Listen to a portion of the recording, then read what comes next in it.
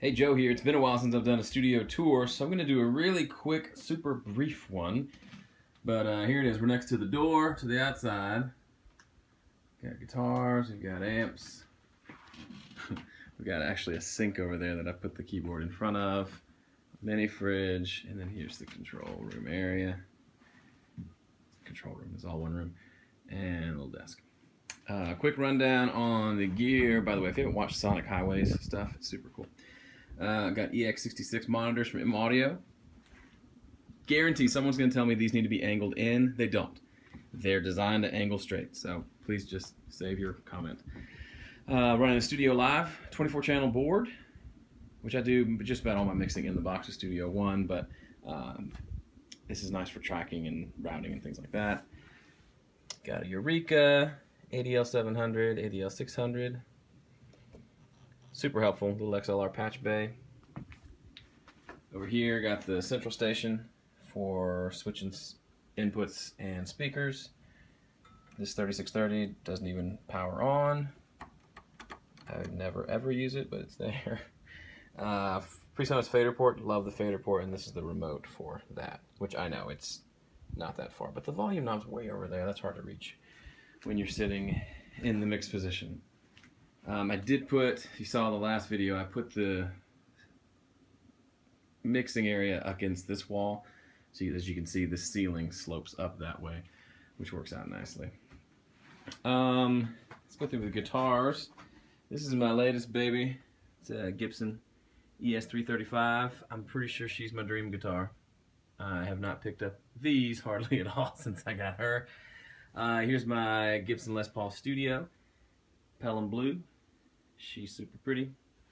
This is a guitar I've had the longest. It's an Ibanez Art Core semi-hollow body. Really love this guitar. It's a $400 guitar. It has served me well over and over. Here's my Telly. It's actually by a guy named John Hill at Bootlegger Guitars. Thanks to Jonathan Roy. Got that from him. And then here's a guitar I hardly ever touch, but it's an Epiphone. Honestly forgot the name of the guitar, but it's got P90s and a Bigsby. And some of the electronics are messed up. One of the volume knobs comes loose, so if I get that fixed up a little more, it's kind of cool. But it's cool to have some humbuckers, single coil Telly, and then a P90. So got some variety there.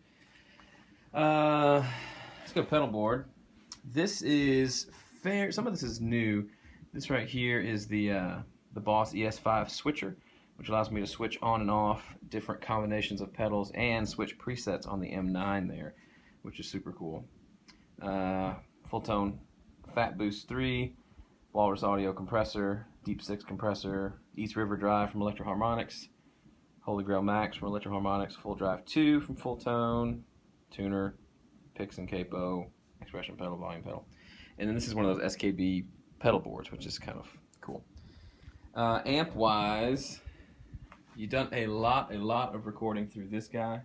It's the Avid 11 rack. A friend borrowed it, so I'm not sure why he was playing 80s clean. That's a little insane.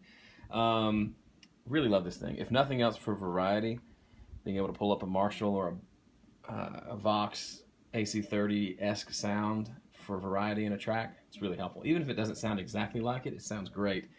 And I don't have to buy a whole Marshall stack for that one guitar part that might need it. Over here's a beat-up old Ampeg Reverber Rocket, 212.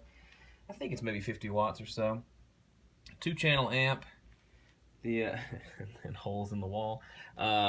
It's the clean channel is a little Fendery, but and the dirty channel is very dirty and mid-rangey. But it's kind of a cool. Got a Marshall sound on the dirt channel. I think some tubes are going bad. It's got some rattles, so I don't use it a lot. Here's my newest baby. It's a Fender.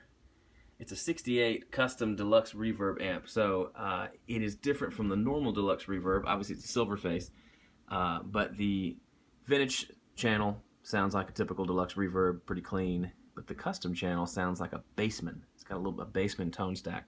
Sounds very cool. And then also you get the reverb and the vibrato or tremolo is on both channels, which is super cool. And then here's old trusty Vox AC4, cute little 4-watt amp.